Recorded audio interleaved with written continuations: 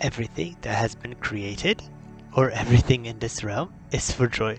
It's all for greater joy. It is not for hardship. Even relationships, especially relationships between people, are like that. They are for joy, or meant for joy. In heaven, or in the kingdom, it is all relationships, or it is all relational. There are no such things as breakups in heaven. It's all joy. So there's no separation between people like there is on earth. There is great, deep connection.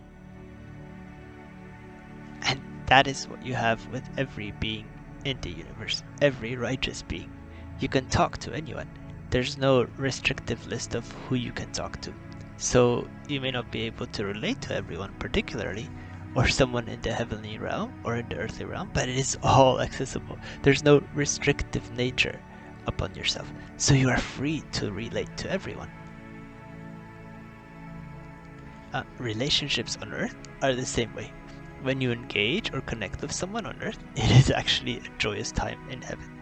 There is rejoicing over this because human relationships or relationships on earth are a beautiful thing, a lovely thing, a joyous thing when it comes to the perspective of heaven.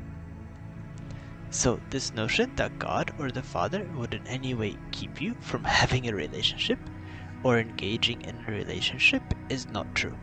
God is a good Father. He is a good God. So a good God has always done what is best for his kids. Romantic relationships in the kingdom are a particular area of blessing. They are not for the sake of themselves, a blessing for the attributes of themselves or for the sake of having them for their own sake in order to have them. They are instrumental or monumental as a casual principle of themselves, meaning everything in heaven is for a purpose or for joy, life. So it is not for the sake of having as this holy divine attribute, but it is for the sake of joy. Being with someone produces joy, gives joy, and there's tremendous grace for this. So on the earth, everything on the earth is a reflection of heaven. So it is a reflection, it is a divine attribute. To live on the earth is a particular privilege, it is a blessing. You are not on the earth by accident. The Lord commanded you to come to the earth, or you figured out with the Lord the best attributes of yourself, how to become or engage truly who you are, how to achieve or access that true nature of yourself, to engage it in heaven and bring that reality into the earth. So you have in yourself a desire, and that desire within you for companionship or relationship must be nurtured. It is not something that must be shut down or needs to be shut down. You were not created for striving in any capacity, especially in relationships, but for thriving. So in having relationships, in being who you are with others, it produces an incredible atmosphere that then allows you to access deeper things of heaven. So it is always for increase, not decrease. So you heard it said relationships are hard, or this marriage is hard, or it breaks apart. Why do people lack companionship? The relationships are designed to be the center of our existence. So relationally or in relationship, through relationship is the relating to God. It is a connection to ourselves, to each other, that then leads us to connect with God. We are not alone fundamentally. We are never really alone. The universe, even within its structure, even in its inception, when the universe or this realm was created and everything within it, even at inception, it was in relationship. Relationship is fundamental even unto existence. Everything in existence is in harmony, in perfect harmony, when it is in eternal realms, and then onto this world. Relationships are, and they exist. They are eternal, and people relate to each other in this perpetual referential way. They're colliding or nudging, they're interacting with each other, and that is good.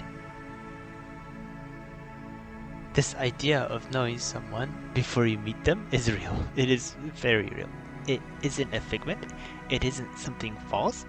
It is very real because you have encountered them before. Reality in itself is eternal, and those you connect with in that reality resonate through every sphere, every space. So relationships fundamentally are eternal. I can see you are a bit mesmerized by this, so let me explain. Instead of searching for something temporal, recognize that what you are is eternal, and what you are seeking or looking for is likewise eternal by its nature. It is not temporal. So, engaging the spirit, you encounter a variety of beings, a multitude of beings, all of which desire a relationship with you. Not the fallen ones. We're not talking about the fallen nature or fallen creatures or fallen beings, those in despair or delusion. We are talking about the kingdom. So everyone in the kingdom, no matter how great or small, is in its essence or has in their essence a desire to relate to you somehow or in a profound way, to a very high degree. They are not separate, isolated entities. This is a bit of a hard concept for you to understand in this culture where you live, because it is divided and separated and people have separate lives. There is great division or dividing lives stemming throughout the culture. But in essence, everything in the kingdom, in all eternity, everything in creation, or in every aspect of existence everywhere, there is a connection. And in that connection, there is a longing for it to increase. Now imagine you being separate from that plane of existence or connection by some divine method. It is not possible. Separation is not possible in God. There's no separation in Christ. So everyone in Christ is united, is connected in Him, for the purpose of bringing us together in harmony, in joy, in this great connectivity or rejoicing, in oneness together in Him. So in God, there is no such thing as separation. There is only oneness in Him. You're wondering about personal relationships? The more you see it as something you have, something that is already there, not as something in want, but something that you have that is already in you, the easier it will be for you to have someone to connect in a relationship. But chasing a relationship, it is like striving. You think you do not have, so you want or you perceive yourself in want, and then desire for that thing, and you pursue it, like pursuing the wind. It is an endless striving. If you choose to go in that direction, follow that direction, it leads to an emptying of yourself, ultimately removing that joy in you, that joy of connection which you have, which you need, which you attribute to yourself as not having. So wanting produces strife and anguish. It is that wanting or desiring something you do not have, or belief in something that you do not have, that causes this deep despair or despair in you.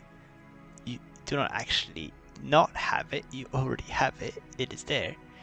You are not conscious of it, or you do not perceive you have a need for it, but it is already there. So relationship, in its utmost utterance or in its purest state, is something that comes from heaven. It is already in heaven, brought to heaven, and manifested onto the earth. It is not found on earth or sought on earth and then brought to heaven. Remember, it all exists. All this realm exists and is manifested upon the earth. So everyone on earth is, in some way or part, or already a partial or small part of themselves, which is manifested fully in heaven. So how do you go about finding or engaging a relationship on earth? You must imagine yourself as having it, or the best way is to see yourself as having it, realizing that it is already there, and you let it come, or you let that which you have in the spirit, in the higher realm, you allow for that transition to happen on the earth. You let it come, you let it manifest, you breathe it out. You let it display on the earth. Remember, it is impossible to find something that is not there. Let me put it like this. Everything you want, everything that you are made for, already exists. It is not partially there or somewhat there. It is already fully there. It already exists. So this notion that you must find something that is not already there fundamentally negates your true or real reality. So let it form around you. Let relationships fall into being, into place. You are already there. There is no rejection in heaven. So anyone who is of heaven cannot reject you. They may not wish to be around, but heaven is ultimately accepting. Who you are in the kingdom is mesmerizing. The more you reveal that within yourself, people are drawn to that. If you choose to go there, if you choose to do that, then those who are in the kingdom, those who are already in union or in unison with you, will choose the deeper realm, the deeper existence, and unite with you. You connect with those like you. So the more you choose to be yourself, the more you choose to engage yourself in the kingdom, or be like yourself, be who you truly are, whom the Father has made you to be, your true self. That display of your true nature, your true identity, will then take place, take shape, and manifest the desire for a relationship in your life. So it is not about seeking or convincing, although those things may be good. It is more about being and existing or connecting that leads to relationship.